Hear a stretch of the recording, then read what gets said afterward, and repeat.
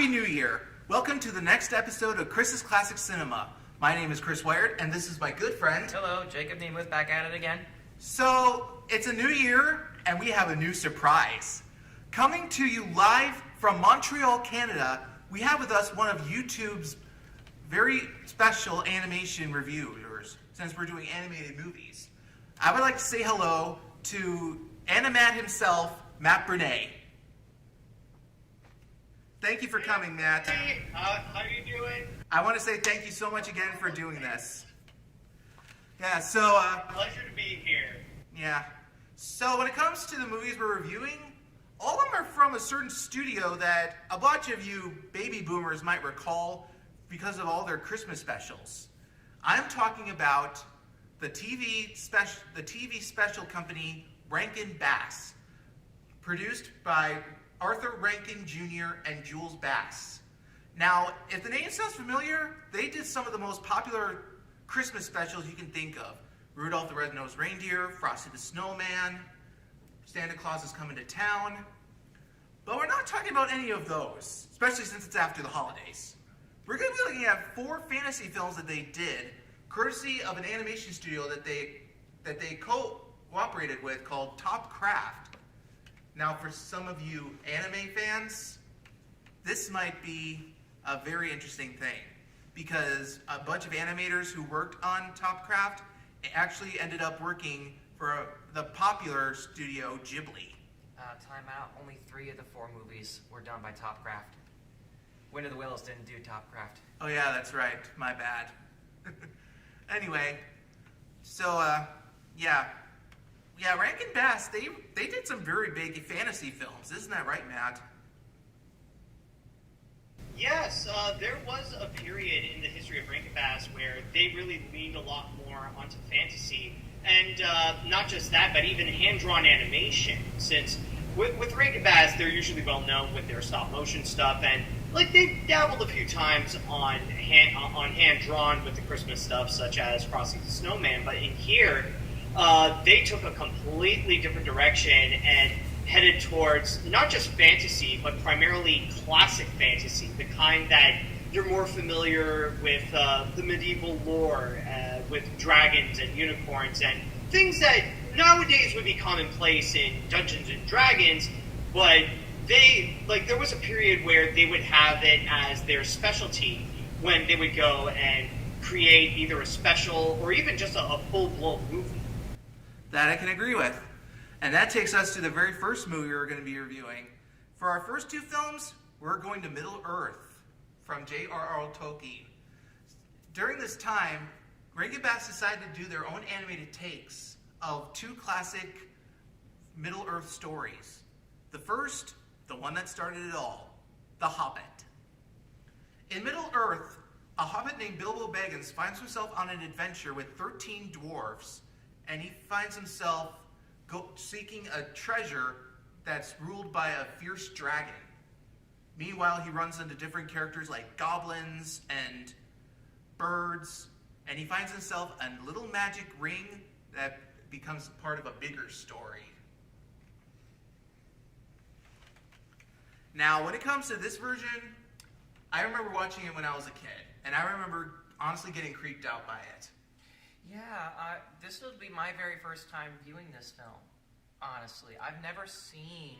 I knew that there was like an earlier, and from what I heard, inferior version of the animated Hobbit back, just being part of the Dungeons and Dragons community so much, you hear about those kind of things. And I heard that The Hobbit and also Return of the King were both inferior in a lot of ways, and I can definitely see some of the reasons why, but I feel like some of the hate is unwarranted because, frankly, I kind of liked it. I really like The Hobbit. Yeah, I enjoy it too.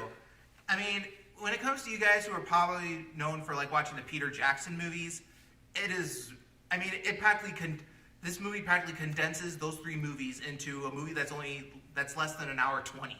Yeah, however, there are some downsides to that because there are a lot of finer details that Tolkien fanboys are going to be very, very quick to point out. In fact, before we even started shooting, Matt here pointed out something that I thought was very telling. more specifically about the ring. Yeah, do you want me to say it? Oh yeah. Be our guest. Yeah, it was regarding the ring because you two were arguing about what is going on in The Hobbit, and it was Jacob who brought up how there's a lot of details that they would go and miss out, and that is honestly something that I do agree. So I brought up to him in regards to the ring because I think everybody knows the power of the ring and some of the good that it can do and some of the bad it can do. But in Rankin Bass's The Hobbit, they only emphasize just one thing. They only used it as this magical item that coincidentally helped out Bilbo get out of some situations. They only show the ability of turning the ring invisible. You never see once any of the side effects where it affected his psyche. You never see him get angry or become like that famous monster that he would in Fellowship of the Ring. It was just that and that alone. And for me, it does highlight one of the big problems with The Hobbit. And it does have its own charm. It does have a great appeal, but everything is just so condensed. Even just adapting, whether it be The Hobbit or any other J.R. Tolkien book, you could tell that they really took everything and just crammed it up, and everything feels like it gets resolved so quickly. Whatever situation they get themselves into, they're able to get away with it, or they're able to get out of it or solve the problem in a snap. Even the battle with Smaug, there was the bird that went up to the archer and he was like, oh, there's a hole in his chest? All right, let me go shoot it. All right, done. Well, Yeah. that was actually in the original story, if I recall reading it. It wasn't the original story, but it is there. I'm not questioning the source. I'm not questioning that it does this is inaccurate. It's just the pacing of it. It's just so quick. it was downplayed. It was straight up downplayed. The severity of the dragon was heavily downplayed. Going to the dragon, one of my favorite parts of the movie, actually, so beautifully well drawn. I love the design of Smaug. When I saw Smaug, I'm like, that's a proper dragon. That is a proper dragon I have not seen in a long time in any animated film. You get films like Pete's Dragon, and you also get more contemporary films that do dragons, but that was the classic dragon that you see on the cover of a Dungeons & Dragons monster manual. I honestly thought the design was kind of off with the face. I mean, it should have been more reptilian in my book. It looks more like a giant bobcat. But I felt that this was a classic fantasy, authentic fantasy dragon that would have been very vindicative of other material from the era. Remember, we're talking 1977, literally the birth of Dungeons and Dragons. I feel like that would be something that would literally be used in Dungeons and Dragons. That art animation, a still of that animation would have been used as the art. The funny thing is that I actually agree with you both. That I do find his design looks a bit, Smaug's design is a bit more cat-like, but I kind of like that, actually. It does work in its own way to present this creative dragon. And I don't know if I would say this is a classic dragon per se, but it is definitely a creative dragon that does sell on the idea of who Smaug is. So I think the design very much works where it's easily identifiable as a dragon, but it is a more creative dragon. Now when it comes to the design of Gollum, I mean that was completely different. I didn't like it. I mean when it comes to Gollum, that was the first time I saw it, and it was a really weird creature. But now after seeing Andy Serkis as him in the Lord of the Rings movies, I'm like, why did they have to turn him into a giant frog-like creature? Why'd they go the frog route? Even in the Tolkien lore, it was very well clearly stated that at one point he was a halfling, he was a hobbit. And even in the Peter Jackson films, you can kind of see the resemblance of hobbit-like characteristics. His height, for example, and some of the core features. But in this, they completely missed the mark. Yeah. But you gotta give credit to the voice actor, though. Oh, yeah. Brother Theodore. Brother Theodore nailed it. Oh, a lot of the voices are great. Yeah, when it comes... Okay, this might I'm just gonna say this might sound very dark, but the design of Gollum in this it makes me think of the tragic life of Littlefoot after the Land Before Time. Like before times, he went through some hardships. I won't disagree with you. To cope with like missing the fame and stuff, and this is what happened. Oh my god, that's actually super clever. I'm not disagreeing with that. Neither am I. No, I'm not disagreeing with that. Yeah. Now, when it comes to the voice cast, I mean, you had a bunch of big voices with these movies. I mean, you have Orson Bean as Bilbo, and when it comes to Bilbo in general, you can definitely tell that this is his story because he is definitely the guy that's just going along on the adventure, and he's a bit reluctant, but he wants to see what he can do. Yeah, and you can definitely see that character growth as well throughout the film. Like with the Peter Jackson films and the books, it does play into his role. At first, he was very, very hesitant and kind of more of a homebodied type of person.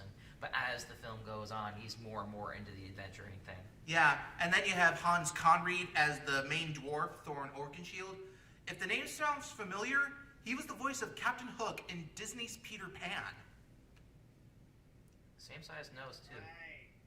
Same size nose. Same size nose, too, for both characters. They both have the identical noses. Just a massive schlong of a nose. And you can tell that Massive you can schnoz. tell that he has a goal. He wants to get the treasure back from the dragon Yes. and reclaim the mountain where the dragon lives. Mm-hmm. Yeah, and not to mention there are plenty of other names that I was actually surprised to see, and it's not necessarily like the main ones, but it's the ones that would be repeated when like in our movies, the ones who are like commonplace in the Rankin Bass specials and even in these movies. Yeah. Like, one that stood out for me is actually one of my favorite voice actors, Paul Frees, is in this. Yes, And that then is you true. you also got Don Messick, who is a staple in Hanna-Barbera. Yeah, I mean, he was the voice of Scooby-Doo.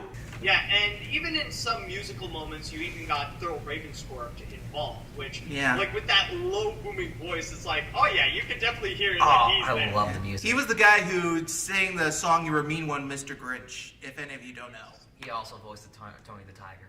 Yeah. And when it comes to Paul Frees, if any of you are Rocky and Bullwinkle fans, he was the voice of Boris Badenoff. I did really like the music, by the way. Like, okay, I'm on two schools of thought with the music.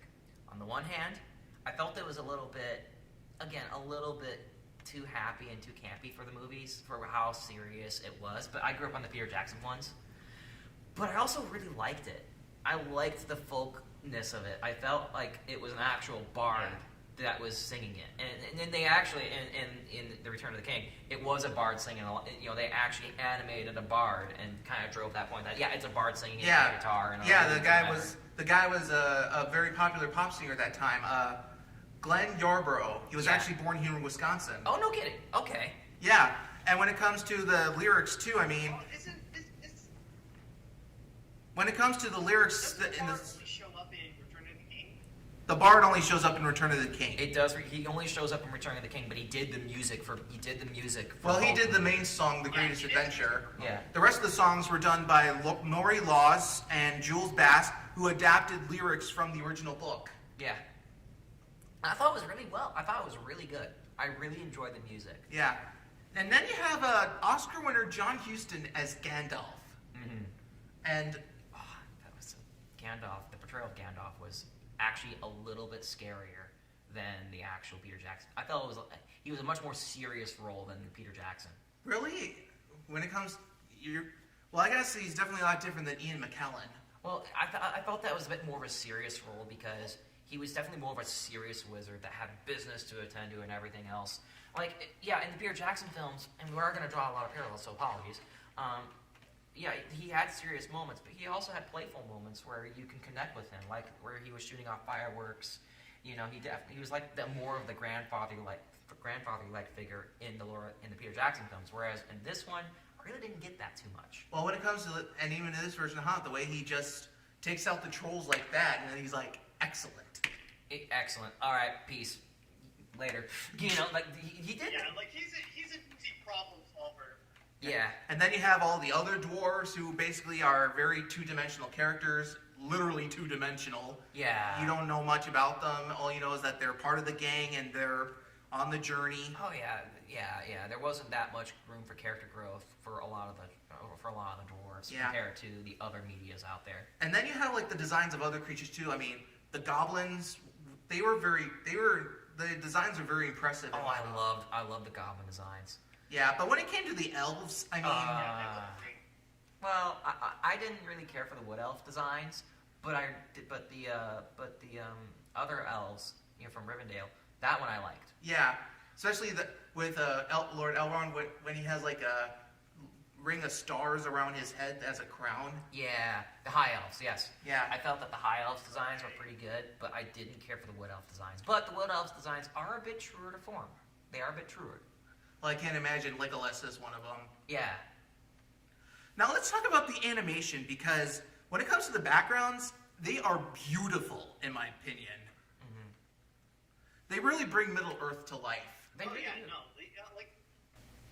The animation is definitely the strongest suit of the Hobbit, and I would even say with most of these movies, the animation does bring home that fantasy setting, and even just the designs, the way that they are made to be very complex. That there's that they do emphasize a lot of lines that are being used like all around the characters, and just the sheer amount of you could tell that there's like a lot of meticulous detail to bring these characters to life. So there's something about them that it feels authentic to that fantasy sense, and I guess in a way did play a little bit of a role to bring up that image of that classical fantasy nowadays, or that D&D style fantasy, where a lot of those components are still being seen and still being used to this day. Yeah. Yeah. Oh yeah, I wholeheartedly agree. I can definitely see a lot of the stills being used and sold at like D&D stores for building an actual scene, on a tabletop game. Yeah, I mean, and this was way before people realized that basically New Zealand is this world's Middle Earth. Well, it was also, again, this is right at the beginning of the popularization of this kind of fantasy. We're right at the beginning, 1977. D&D was still its beta testing, I think, and I think it was just getting released to the masses just barely. So this was a very foreign thing. Like, yeah, the Tolkien books were a hit, but it wasn't until Dungeons and Dragons came out, and video games and comic books and all that other media kind of elevated this kind of genre of media to a new level. I'm pretty sure Peter Jackson really upped it big Peter time. Jackson really upped it, but by that time it was already gaining enough of momentum where it was going to be. It was not a matter of if it will, but when and whom we're going to be doing it. Yeah. If it wasn't going to be Peter Jackson, it would have easily could have been anybody. It was back in the day that. Yeah, it was back in the day where the only medium that you can do justice to a Tolkien story is animation, and I think Rankin Bass was able to do that pretty well. Oh, yeah. With stuff like The Hobbit, and we'll later talk about The Return of the King. Yeah. And when it came to this TV movie, it's still pretty popular. Oh yeah, it's still popular. You still have D&D circles talking about it this day, even though they do relegate it to more of a meme. Yeah. And when it Actually, there is one thing that is worth mentioning, that how it has really become of a meme. Have you guys watched Smiling Friends? Yes, I've never heard of it. I know of it. I haven't seen it in its entirety, but I have seen it. I know of it. I think I know where you're going with this. Because there is a fantasy episode where the main characters, they go on a quest, and there's one character that they just straight up took the design of Bilbo from this Hobbit, and they just use it as their own character. Yeah. Like, they don't mention him as Bilbo or anything like that, but who he is, honestly, is just, it's flat out hilarious the way they use him. And the animation is great. Mm-hmm. But I will say the way he was animated in Smiling Friends, I would say is actually better. Well, yeah, animation techniques have come a long way since 1977. Yeah, and like I said, this was my first viewing. This was the film that I first got that first made me go into Middle Earth. I remember getting the creeps when I first saw it in elementary school, but as I grew up, I realized just how much Yeah.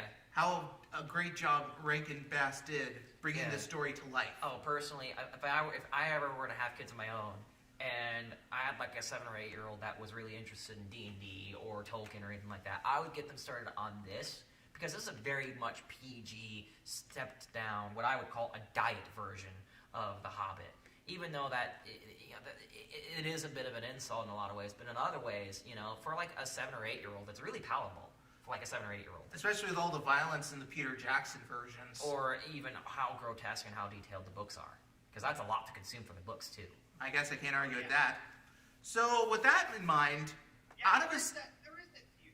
yeah. So with that in mind, on a scale of 1 to 5 stars, what would you give this movie? Oh, I'm gonna give it a 4. I'm going to give it a 4 also. What about you, Matt? Good question. I never thought about ratings, but I would say I only just glanced it, but for now I would say 3.5. Okay. 3.5 out of 5. Sounds good to me. All right. Yeah. And this movie's available on DVD if any of you want to watch it. It's not hard to find in other ways too, but we won't get into that. Yeah. So with that in mind, let's go to the sequel, The Return of the King. Bilbo's nephew Frodo finds himself on a journey to destroy the One Ring with his friend Sam. Unfortunately, they have to deal with many problems like orcs, Gollum, and meanwhile there's a whole war going on behind them that they don't even know about. Yeah, not to mention they gotta, do with other basic things like food, water, sleep. Yeah. Now, this movie is way different than the Peter Jackson version. It's a little jarring, honestly, especially where it opens up. I mean, it opens right up. I mean, first shot, it's Mount Doom right there. Well, not just that, but where we pick up in the timeline is for the Return of the King. You go from the Hobbit straight to the Return of the King. There's a lot of meat in between those two films, because you also have the Lord of the Rings, and there was a Lord of the Rings movie that was released a couple years later by a different animation studio. That is right. But there is no association. Yeah, here's the thing. Why don't you tell them about it, Matt? Because you've already spoken about this movie in the past. So yes, in between The Hobbit and The Return of the King, there was a filmmaker named Ralph Bakshi who actually released his own Lord of the Rings movie. And it was in 1978 that he put that out, and it's actually a combination of Fellowship of the Ring and The Two Towers. So from there, with Rankin Bass, they were aware that Ralph Bakshi was working on that feature, so they can't really go and immediately do their adaptation, because then it would just feel like it would be copying. So they then decided, all right, let's go and do a sequel, and it would be The Return of the King. And that is the biggest challenge that this movie decided to do. It's not just an adaptation of the Return of the King book, in which they had to really condense that to 90 minutes, but also find a way to make that a sequel to their version of The Hobbit. That is true. Yeah. I mean, when it came to Ralph Bakshi's Lord of the Rings, the way it just ended at the end of The Two Towers, I mean, I heard that so many fans were really furious of that. Well, not only that, but to add more fuel to the fire, there was almost a lawsuit in the wake of this as well. Because when The Return of the King was being produced, the Tolkien estate had threatened a lawsuit because they didn't have the filming rights. Now, it was settled out of court, and according to the wikis, amicably too. But there was quite a bit of drama involved with that. Yeah. Now, when it comes to this version of The Return of the King, I mean, it has a lot of the same actors from The Hobbit. Oh, yeah. Orson Bean comes back as Bilbo. He also voices Frodo. Yeah. And then you have John Huston coming back as Gandalf. You have Paul Frees. You have Casey Kasem, a.k.a. Shaggy from Scooby-Doo, as one of the other hobbits, Merry. Of course, we talk about Brother Theodore as well, or As Gollum. Yep. And then you have Roddy McDowall as Sam Gamgee. Yeah. And Roddy McDowall was a very popular actor at that time. I'd say that out of all the characters, that interpretation of Sam was probably my favorite bit about the whole movie. Yeah, he's definitely. Yeah, they did present. Sorry, you go on. No, you go. Yeah, no, I do feel like this version of Sam is definitely the strongest, or at least the most strong-willed. Oh yeah. You can tell that he is determined. He is determined for the mission, and that he really cares about Frodo. Whereas the other versions were fine as well. Like, of course, the Peter Jackson one. I mean, definitely memorable. But like, he doesn't feel like a friend. He does feel more like a lover. And then there's the Ralph Bakshi one, which I don't know what the fridge he was doing with him. Like, oh my god, they cranked up the cranked up the feminine on that guy.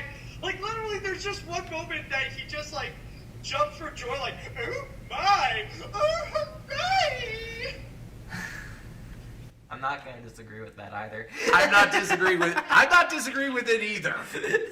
That is one I can definitely agree with that criticism. Now when it comes to this version of Frodo, it is an interesting version. It is kind of interesting. I mean, you can definitely tell that the ring's already gotten to him. Oh yeah. And he wants to get the mission done, but he's definitely struggling. Oh, very much so. One thing that I thought was another jarring fact about the movie was for the last, what was it, half an hour, 45 minutes of the film, he's already been so consumed by the ring that he's wearing it and just disappeared. And already getting into a golem, which I thought was like, wow, this movie is moving really fast paced. Because, again, we're only like 30, 40 minutes in. And usually, when I'm watching the Peter Jackson films, if we're 30, 40 minutes into the Peter Jackson films, we haven't even gotten to the barrels yet. I mean, and when it comes to the side characters, too, I mean, you have the Hobbits, Merry and Pippin. Yeah. Let's talk about that. Or lack thereof. Yeah, I mean, when it comes to the members of the Fellowship of the Ring... Yeah, no, it's optional, honestly. Yeah. I mean, there's 3 members of the Fellowship of the Ring that we never get to see in either movies. Boromir, Gimli, and Legolas. Yeah. I just realized that a good chunk of the Fellowship's not even there. I mean, we see Aragorn, but it's just him coming in as the King of Gondor. Yeah, like the focus is primarily on Frodo and Sam. And Oh, yeah. maybe you get a bit of Pippin and Gandalf, and like Merry is like a cameo, and that's it. Yeah, really, he is. Like, Yeah, I mean, even with Gandalf, you only see him mainly during like the Battle of Minas Tirith. and it's a completely different characteristic of Gandalf compared to the Lord of the Rings, to the Hobbit, because for most of it, he is, we're doomed. There's no hope here. There's no hope. You know, like, it's like, what? This isn't the Gandalf I know. And then you have Aragorn, who's basically just the guy who comes in out of nowhere, reclaims the throne of Gondor, and that's it. Yeah. You don't He even really know. just rolled up. You don't even know that. You can't even tell that he was friends with Frodo and Sam or any of the other hobbits. No. Like, there's, it literally was like he was thrown in as a... Yeah, and that brings up a massive problem with Return of the King. It's the fact that they jump directly from The Hobbit to Return of the King. That, like, it has a massive issue with exposition. They gotta go and talk so much about trying to fill in what they were missing in the previous ones. Like, even, like, the girl at the end fighting against, Eowyn. Yeah. Yeah, when she came in, it's like, oh, like, and like they were acting like, oh, it's our friend. It's like, do you know her? Or like, this is the first time we're introduced to her in this movie. So Well, not only that, but her plot of actually going to war is completely overlooked too. Yeah, You know? I mean, they really did a great job doing it in the Peter Jackson movies. Well, they actually, not only that, but the Peter Jackson movies, let's see, between the 2 trilogies is 18 hours of movie. Because each installment's almost 3 hours, and there are 3 installments each. So they had a lot more runway to do this. Yeah, yeah, one had, and like at that point, it had like only at the most an hour to try to catch Yeah. yeah. I mean, and then you have Gollum. I mean, He comes out of nowhere. He literally rolled up again. You know, like You didn't even know that he was with Frodo and Bill and Sam before that. last we knew, he was over in a cave on the other side of the continent. And he was screaming at Bilbo because he took the ring. You know, like that's the last. Like we didn't know that Gollum was captured by Frodo and Sam. No. He was captured by the Dark Lord. Oh, and yeah. then was kept prisoner for a while. And then once Frodo and Sam got within the vicinity, whoops, we left the cage loose. Whoopsie daisy. You know, as a kind of a ploy to get the ring back. Yeah. You know, just in case we can't get the rings back ourselves, we'll let this freak do it and just kill him later. Yeah. And when it came to the design, it's definitely a lot different than the original Hobbit. I mean, it's a more lighter green. His ears seem bigger. I didn't really notice that much of a difference, at least from my eyes. It definitely was like, oh no, it's still Gollum the Frog. Not easy being green. Yeah, like a lot of it did stay the same, and I feel like there was more ambition on the Hobbit because like that's when they fully created everything. In the Return of the King, I personally feel like a lot of the stuff that they would do is just recycled. Oh, and yeah. Even when it comes to the design of what was it, Sauron? Yeah. When we see him in battle, and then his face is literally a fog. It's just, I don't know. It doesn't have more. It's not as effective as the Peter Jackson film. That, and also, am I the only one who noticed that they turned Pippin into John Arbuckle? Like all the other ones, like they stay in line as a Hobbit, but then you got Pippin, like who's more slender, and they just turned him into freaking John Arbuckle. Yeah. I'm sorry. No, they even acknowledged that a little bit towards the end of the movie, where they noticed that Pippin was the tallest of them all. Yeah. Like, they even acknowledged, like, you know, eventually hobbits will just be humans, you know? They're gradually getting taller right before our very eyes. And right, next thing- Pippin? And next thing you know, Gandalf is breaking the fourth wall, telling maybe you have a bit of Hobbit in you too. Wink. I'm going to stand up just to illustrate that I'm 5'5". I might. You know, I might. Although I will say there was one line that did unintentionally make me laugh. It's when like you see Frodo, like he was gonna say goodbye to his friends. It's like, no, don't come with me. You must all go back to the village. You must all have your lives, and you must all be with your plump hobbit wives. And it's like, why do you have to describe it that way? Yeah, why did they have to describe it that And then way? you have something, and then you have songs that come out of the blue. Go with your thick wives with 3 C's. And then you have a bunch of songs that come out of the blue. One comes out of the blue, sung by orcs. Yeah. No, actually, no, that slapped. I actually like that song. No, okay, not just that. One thing that bothers me with it is that, okay, you want a musical number? That's fine. Like, you can even get that singer, like, he did Return of the King, although I was a little bit annoyed by the fact that he is singing on his relaxing chair, where you constantly hear, like, Frollo of the Night Singers. I think that was just the style of the time, though, to be fair. No respect to Glenn Yarborough. Okay, yeah. Because that was fairly common back then, Nice, actually. and he's a great singer. But that Goblin song, that's not a musical number. That's legit a disco number. Yeah, it was. It's very much of its time. It has like a massive drum. Like the drums are very much emphasized. Yeah. You gotta go with the synthesizer. I did notice the synth. And then you have the whip sound effect every like 5 seconds. I did notice the synth, actually. I was like, man, this is kind of jamming. This is definitely period. I'm down with this, actually. No, I was down with it. Yeah. I liked it. But then I can tell that when it comes to like, there's at least one song that I really did enjoy, "The Bearer of the Ring." Yes. I mean the men's choir for that song was really good. It gives you that emphasis of like how powerful the One Ring is. I will say that the use of music is actually very interesting because it reminds me a lot of Disney's Sleeping Beauty. Oh, where yeah. Technically, it's not really a musical, but the songs are being used to try to emphasize the mood of the moment or to present like the situation and kind of describe it to the audience, including the Ring one where they used it several times. Oh, yeah. Actually, like it's any time whenever Sam or Frodo is tempted to wear the ring. Like, you always hear in the back, like, "Wearer of the ring." Yep. Yeah. Yeah, that's pretty much it. I mean, And I definitely understand and I can definitely see your comparison to Sleeping Beauty. I've never seen Sleeping Beauty. Not since I was, well, much more Hobbit-like. Yeah. But when it comes to the animation, When you were much smaller and smoking through your pipe. Yeah.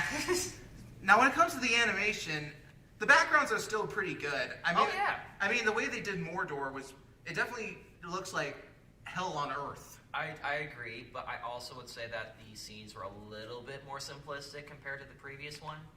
I think they did definitely take a little bit of shortcuts here and there. Like, you could definitely tell, like, it had the classic Hanna-Barbera issue with a lot of the animations where you can tell which object's about to be moved and animated because it's the only one that's actually got an outline.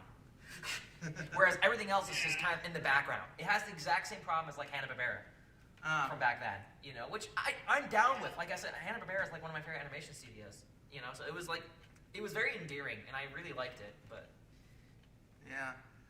I will say, like, I've already mentioned this, but I just felt like there was less ambition on this animation more so than The Hobbit, because, again, so much of it is just reusing the same, some of the same things that they've already shown in The Hobbit. So, like, it's still very nice, it's still very well done, but it's just, it didn't feel like there was anything that it felt like it was new that it was offering to me. Yeah, that's a good way to put it.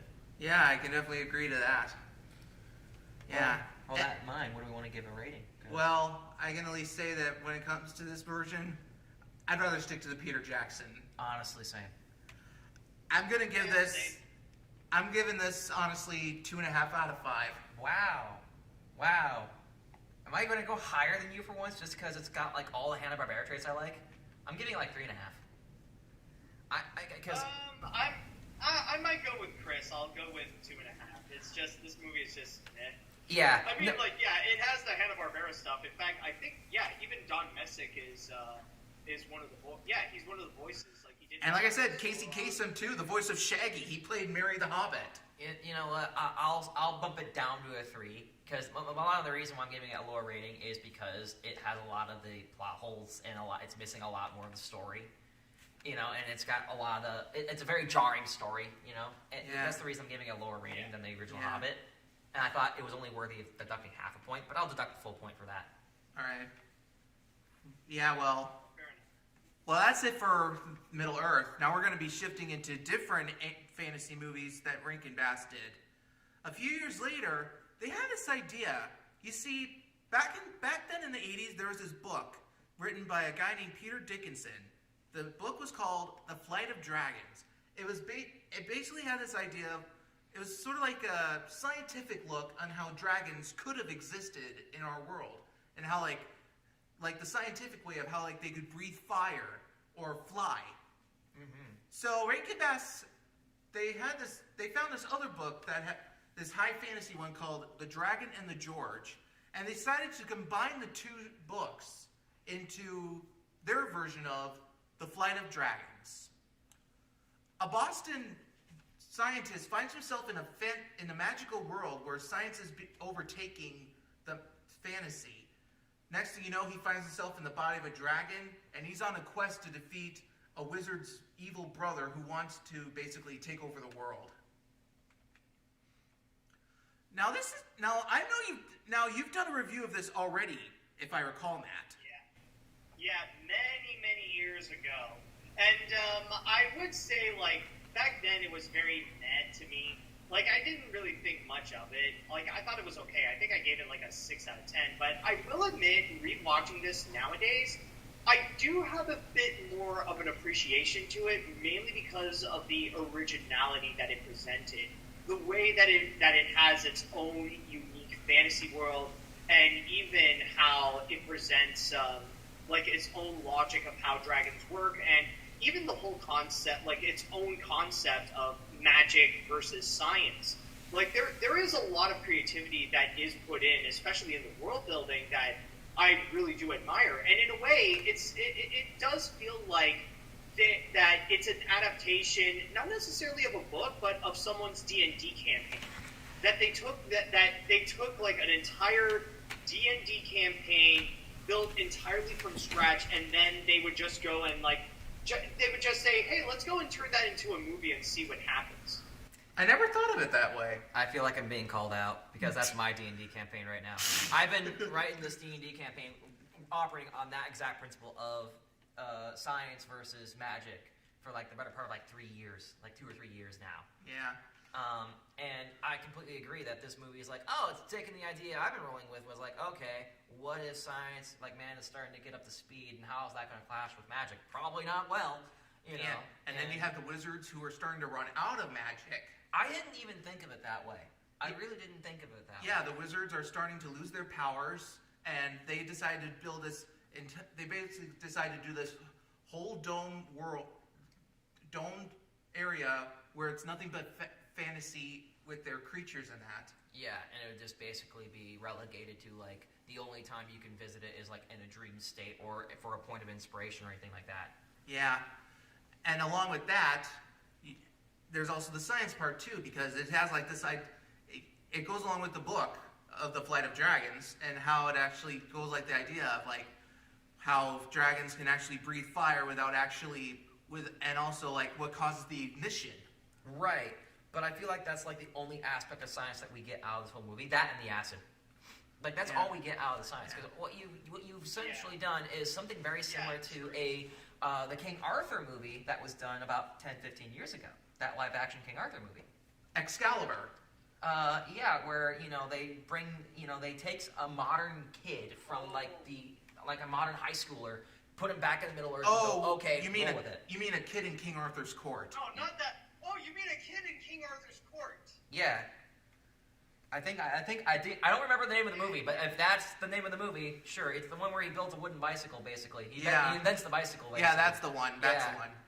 You know, it's basically that kind of same plot point. It's like, okay, what if we take a modern person that knows a little bit about science, a little bit about everything, he's well educated, and we put him into a medieval world for a quest. And I think that's where I agree with Matt, is it was really missing something, and it's a story. It's a good story. And here's the thing, too. The main character of the movie is actually called Peter Dickinson, voiced by John Ritter. Yeah. And you can definitely tell that he was... I mean, when it comes to him, you can definitely tell he's a man of science, but he definitely has a passion for fantasy. I mean, he built a whole board game with fantasy characters. And actually, he finds himself being warped into this other world where he finds himself not only falling in love with like a fantasy princess, but he ends up in the body of a dragon. Right. I think that's one of the stronger points of the movie, is that kind of side arc of how do I get myself out of the dragon. He's like, oh, wait a minute. It's not possible for me to do. Bip! Yeah. Like, and then you have the wizards. The main wizard, Carolinus, voiced by Harry Morgan. fantastic voice actor. Yeah, and you can tell that he's definitely wanting to do what he can to preserve the fantasy of his world, and also to protect his adopted daughter. I actually really, that's one of the other really strong points in the movie, is the interpretation of all four wizards.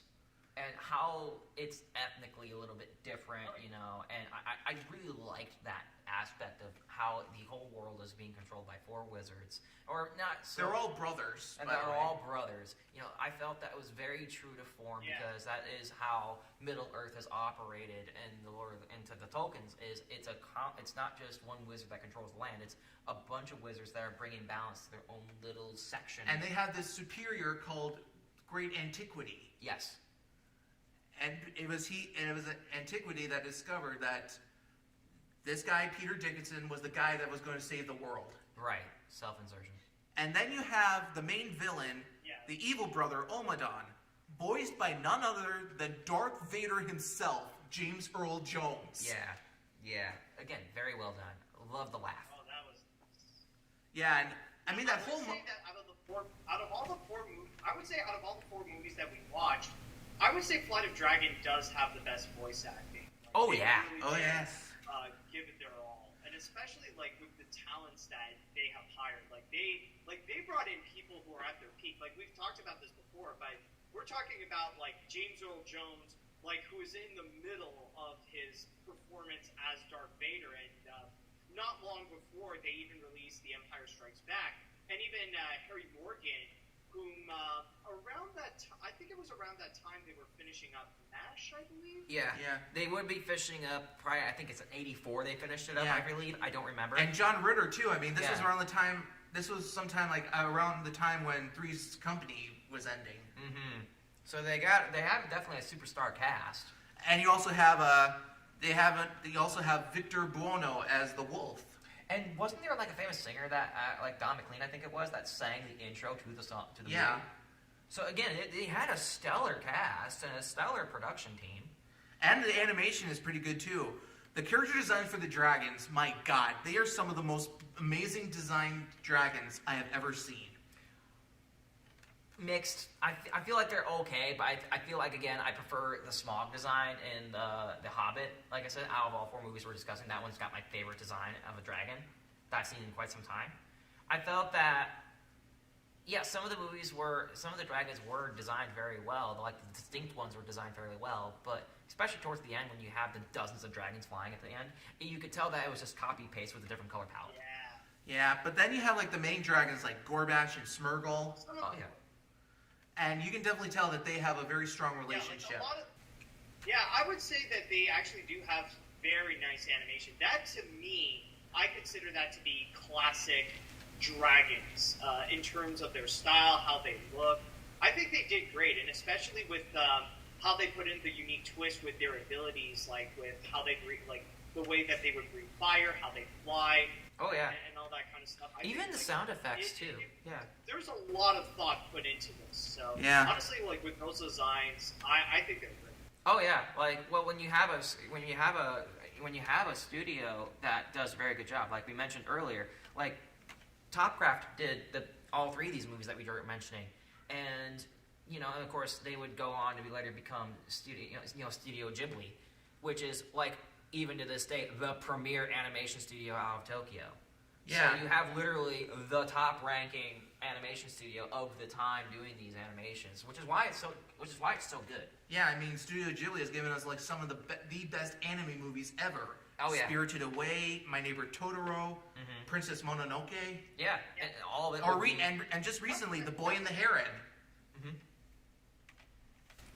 Not to mention that not long after the Flight of Dragon, Topcraft was the one who actually helped out with the animation of Nausicaa, the Valley of the Wind. Yeah. So what we have seen with stuff like The Hobbit, The Return of the King, and Flight of the Dragons, in a way, it can be interpreted as the prototypes of what would be to come with Studio Ghibli. Like, even though the styles are different and it shows that they had a much smaller budget Oh yeah. than they would later with the Ghibli films. Like, there are some aspects, and I mentioned it to you guys before, but like there are some elements when you do watch The Hobbit or The Return of the King or even Flight of the Dragon that there is a bit of that anime sense. That Oh, yeah. You can tell Yeah. that there are those familiar traits that you would find in Japanese animated shows. The sound effects and special effects, like the flashing of the special effects, was so vindicative of Japanese film from the late 60s and was used all the way through Sailor Moon in the 90s and early 2000s. Like, a lot of those same special effects were just used over and over and over again by the same handful of studios out of Tokyo, including with these 3 movies. Yeah, and now when it comes to like the other side characters too, I mean, you have the knight who is very noble. Oh yeah. You have the archer who, Very They- noble, but a little creepy also. Yes, but that was also kind of period, unfortunately. and you have like the elf. Yes. Yeah, and when it comes to like when it comes to the characters, you want to root for them. They're It's- the good guys. They want to take it. You want them to beat the bad guy. I felt like some of the side characters' introductions were a bit abrupt and kind of hard. Like, for example, you talk about the elf and the hobbit. Like, they were brought in when they were in the forest, and like, sorry about that, we'll join you. That was their introduction. And we didn't get any character growth out of them, and they would get killed off right away, and we're supposed to feel bad for them. Like, I didn't get any connection with them. There was, like, no character growth. Yeah, I guess I can't argue with that. You know, and to me, it just felt like the typical D&D party. Really, like what we have here is a typical D&D party with one wacky character, and that's the main character. And then you have like items being brought in, like you have this magic shield or a magic flute. And those would be known as boons in D&D world. Like it was a couple of magical boons that were bestowed upon them to help them out. Yeah. Also, I just want to say that honestly, I actually do like the side characters more so than I do Peter. I think like when I was watching it, like I was appreciating some of the good traits and some of the originality that they were bringing up. But then Peter came in, and that's what reminded me, like, oh yeah, that's why I didn't really care for it that much, because I feel like Peter doesn't really have that much of a personality in the first place. Like he's just there to just explain things. That's all he does. The great majority is just explain like how the things work, adding into the science elements to like the dragons and stuff like that. And not to mention, like, it just feels weird the way that he's played as the as like the self-insert of this whole thing, because technically he actually created this entire world. Right. Like maybe not officially, but like in his mind, he's the one who created everything. And like then you see him entering into the world that he created, and what is the first thing he would do? Hook up with his OC waifu. The woman that he said, like, oh, I made the princess based on everything that I want in a woman. And the first thing he does when he meets her is to go make a relationship, hook up with her, give her a kiss and stuff like that. Yeah. Like, try to go all romantic with her. That I find to be like, okay, come on, that's just dumb. And even at the end, what happens? He gets the girl. Okay, my favorite, just to kind of add on to this, you know, this savage beating we're giving this guy, he's defeating the evil wizard by just shouting various fields of science and mathematics. That's all he's doing. In fact, one of these things he used to defeat him was just screaming mathematics. Like, that's all, that's what it took to defeat the evil wizard and then get him banished from the magic realm. It's just screaming trigonometry and other fields of math and science. And I'm like, huh? Like, what about alchemy? Like, to be fair though, in Peter's defense, shouting out mathematics is actually a strong tactic to make people feel like they are suffering. If you just shout out math, I know there's a bunch of people out there who would be like, no! No, he's right. I would die of cringe. I would die of cringe if someone came up to me and just screamed random math, like random fields of math and science. If somebody were to come up to me on a sidewalk and start screaming at me random STEM fields, I would die of cringe. A squared plus B squared equals C squared. Do you know how many things I just went through my brain that I cannot do on television I want to do right now?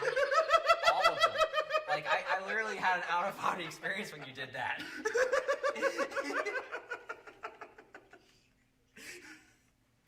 I hope that stays in. Yeah. Other than that, when it comes to this movie, it's definitely unique. Yeah, I do like the world, though. It's a good world, but I felt that the story was kind of a little weak. I felt that, I'm glad there wasn't as many musical sequences or anything, but yeah, no, the story was weak, and so is Peter. Yeah, so what would you give this movie then? I'm gonna give it a solid 2.5, and 2 of that is from the idea that it's running the same D&D world that I am. I'm gonna give it a 3 out of 5. What about you, Matt? He said 6 out of 10 earlier. Honestly, like, last time, many years ago, I technically gave it a 3 out of 5. I might consider going a little bit higher, maybe maybe 3.5 stars, or maybe if I go really technical, I would go maybe 6.5 out of 10. I appreciate it a little bit more than I did the last time, because I do admire the amount of creativity that is put into the world building, but there are still the flaws, like there's not much of a story that is given, and yeah, Peter is not great as a protagonist, but yeah, honestly, I do like it a bit more than I did before. Well, that's good to hear. So that takes us to our final movie, we're doing a shift to a story that's been around for well over 100 years. Over 110 years, I should say. Yeah. Kenneth- 100, we're knocking 115 now. Yeah. Yeah. I'm talking about Rankin Bass's adaptation of Kenneth Grahame's classic children's book, The Wind in the Willows. Now, the story revolves around 4 animals who live in the English countryside, and they find themselves going on many adventures. One in particular finds himself getting locked up in jail and having to escape because of his I wouldn't say like... Hyperfixation on doing a thing that kept getting him into trouble because it happens to be a very expensive thing, and that is driving a car very recklessly. And this was when cars were brand new. Oh, yeah. Now, I've seen many versions of The Wind in the Willows, and this is definitely one of my favorites. This was the second time I watched it. The first time I watched it was on VHS, just like anybody else, back in like not 19, it probably would have been 2002, you know. Yeah.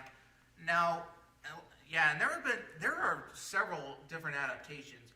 I mean, Disney did a version with The Adventures of Ichabod and Mr. Toad, and then in the 90s, there's this British version with Rick Mayall as Mr. Toad that actually ended up getting a sequel, which earned Rick Mayall an Emmy for voicing Toad. Mm-hmm.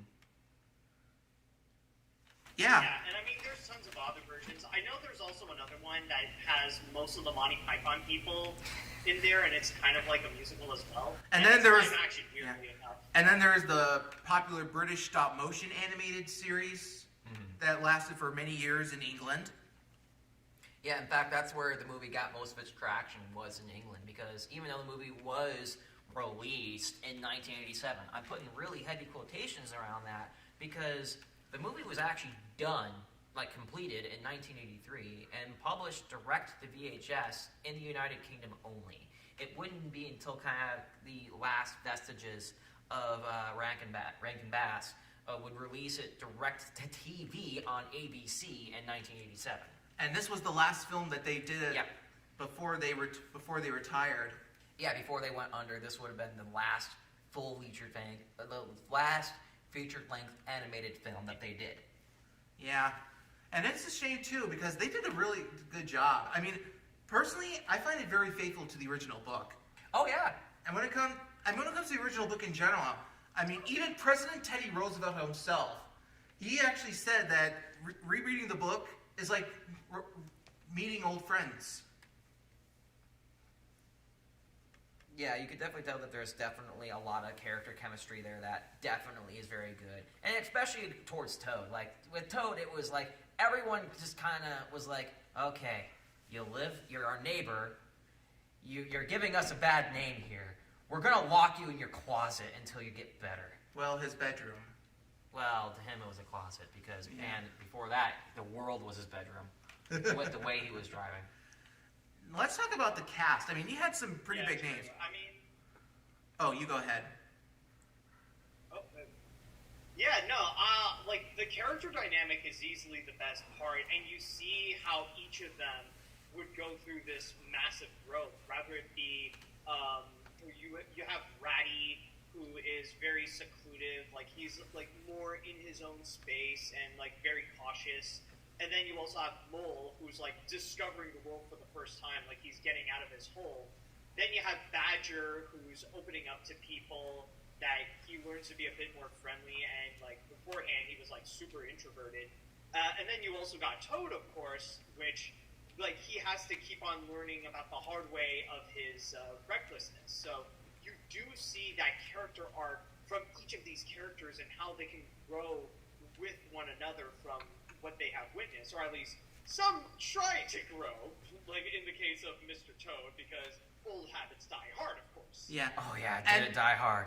And then you have the voice actors who did him. You had Roddy McDowall as the Rat, Eddie Bracken as Mole, Oscar winner Jose Ferrer as the Badger, and Charles Nelson Riley as Toad. Strangely, for a film set in England, they had a lot of American names. Oh yeah.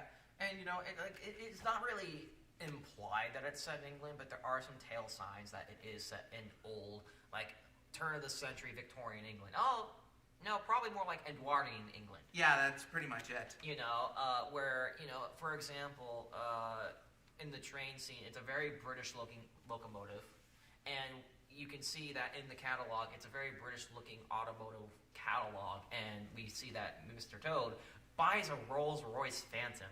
You know, and in a time when, you know, when the movie was set in the Edwardian period, Rolls-Royce was the kind of car you would buy. The only equivalent there would be is if you were to buy a Duesenberg and then drive it off of like Brooklyn Bridge and go, that was fun. I'm going to buy another Duesenberg and do it again. And that is the entirety of Toad's like personality. and if anybody knows how expensive a Duesenberg was back then, you'll know that you'll go, what?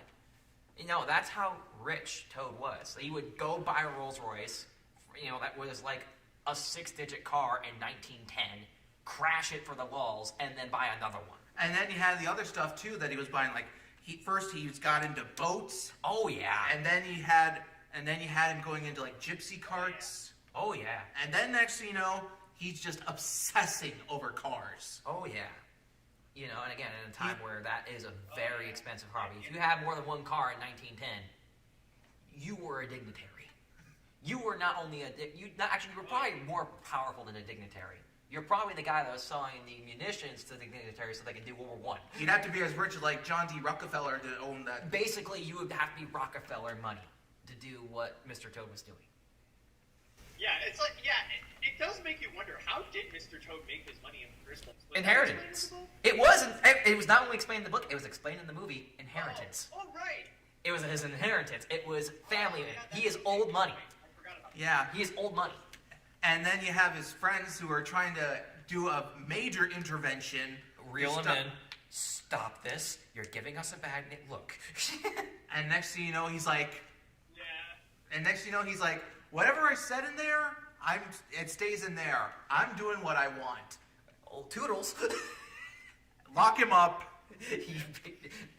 Yeah, although I will say, my one big criticism with this version of The Wind of the Willows, and like this is just the actor side of me that's a little bit bothered, is just how the accents are just all over the place. Like you've got a few that they try to be British, like Ratty, some that can go over the top, like the Weasels, and then there are those that they just don't try. You know, like they're like some that are just standard American, like Mole and Badger, and then you got Charles Nelson Riley, who decided to go pretty flamboyant with Mr. Toad. Yep. And this was around the time when he was doing like a lot of, and this was before he started doing like some Don Bluth animated movies, if I recall, because he was in All Dogs Go to Heaven, Rock-a-Doodle, Troll in Central Park. Mm-hmm. He was also the original voice of the Dirty Bubble in SpongeBob. Right.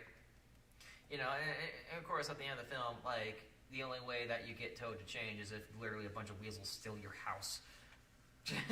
Like, that's what basically gets him to change. Yeah. It's like, oh, my house got stolen. Now, Nuts. and when it comes to the animation, you can definitely tell that it is definitely different than... Right.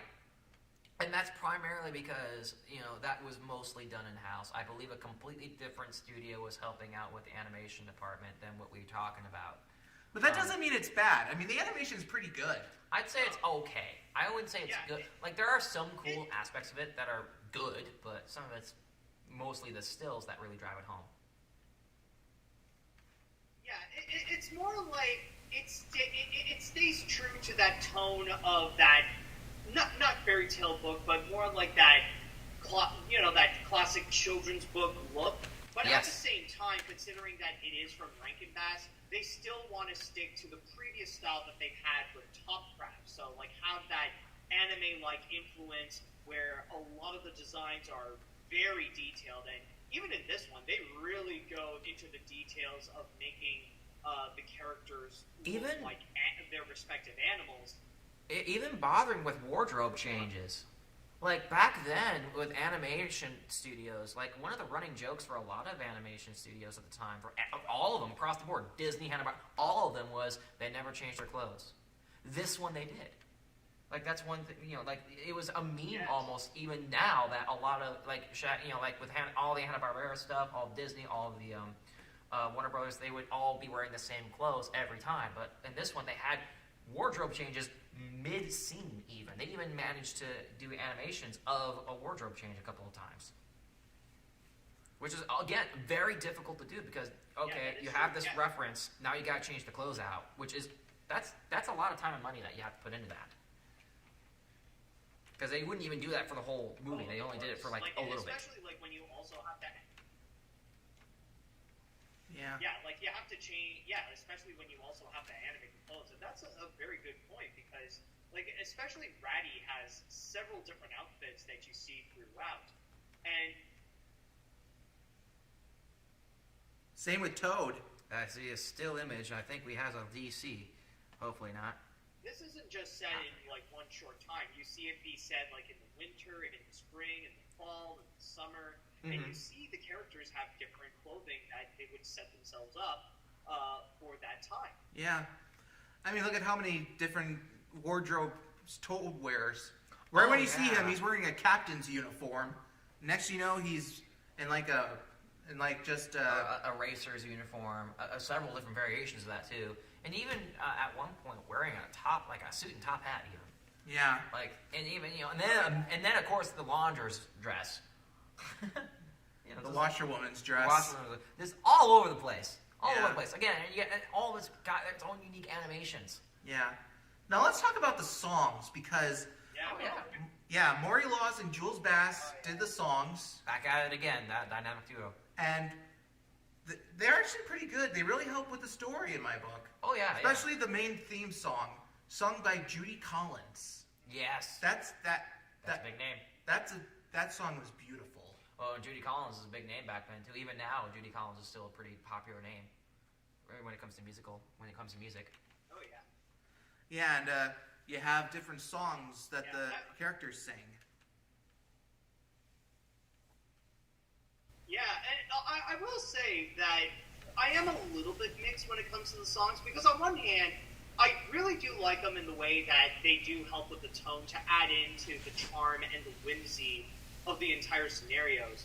But it's for me, I just feel like it's so odd to see like the placements of where exactly are they singing.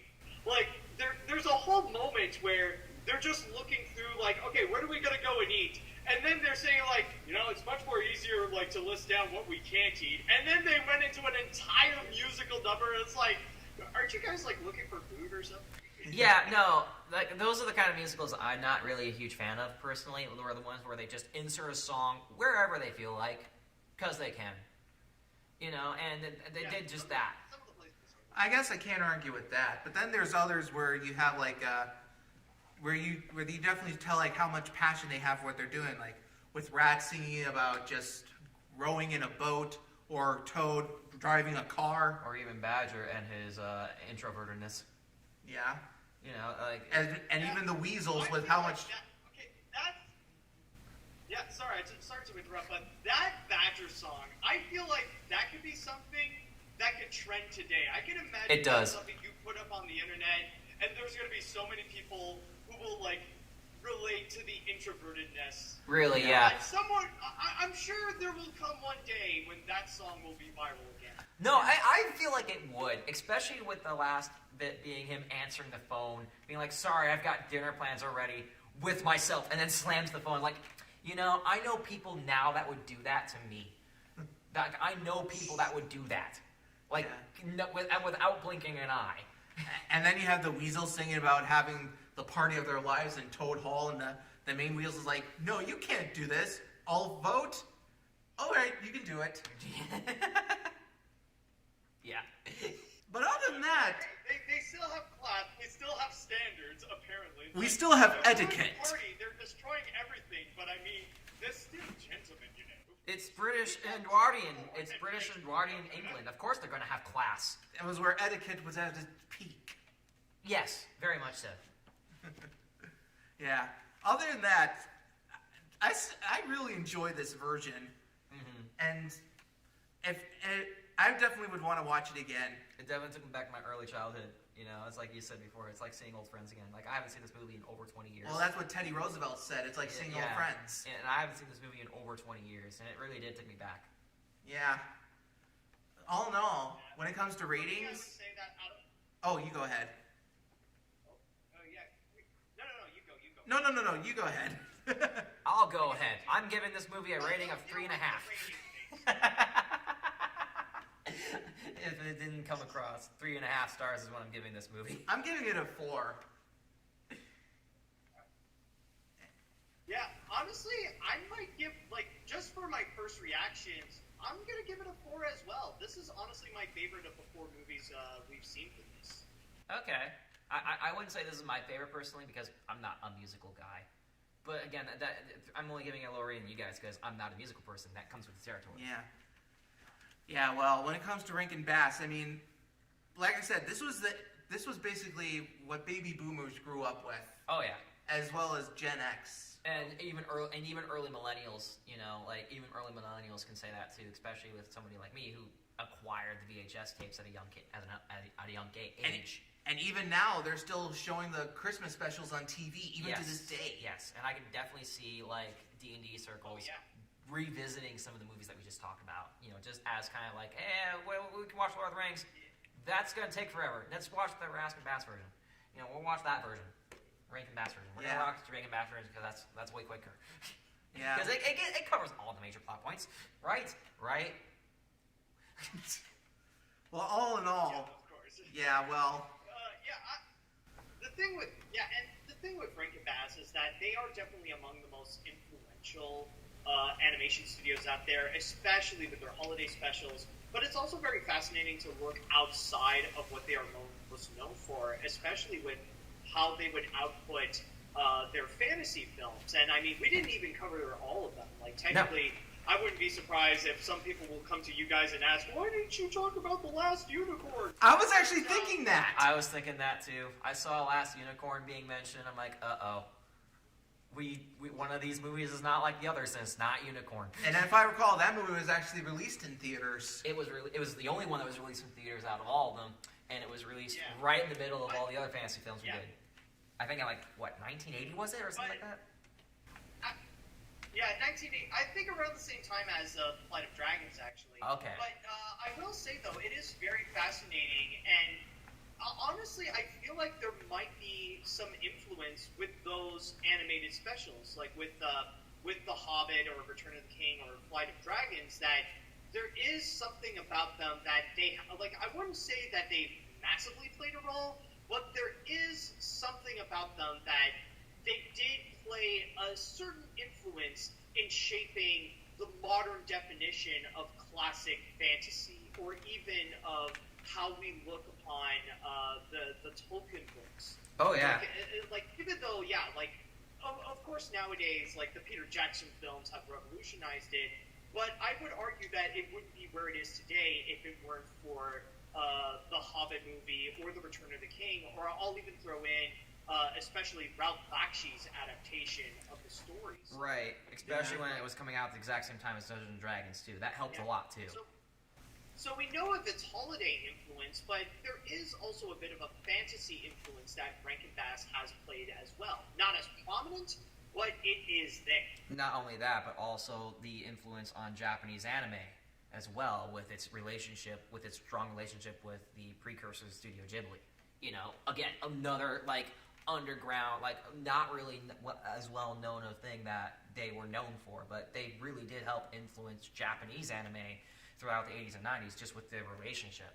And now it's like one of the most popular animation studios in the world. Well, and the Middle-earth fantasy games are one of the most popular fantasy games out. Is like the most popular gaming genre out there. I mean, just 2023, Baldur's Gate 3, which is a very heavily influenced Middle-earth video game, got Video Game of the Year. You know, so it's obvious that very strong influence could be had all around here. Yeah. You can definitely see the seeds starting to get planted with these movies. Okay. So that was our take of those movies. Our next episode, we're getting ready for Valentine's Day, so we're going to be looking over some classic romance movies. You said we weren't doing that. Okay, whatever. We're doing that, I guess. Yeah, well, first off, I want to thank you very much, Matt, for being a part of this.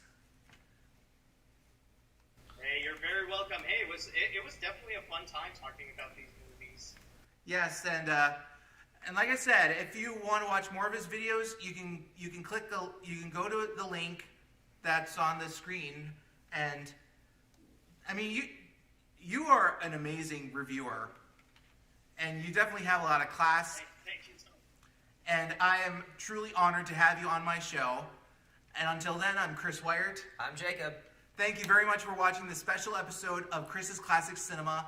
Hope to see you soon. Bye.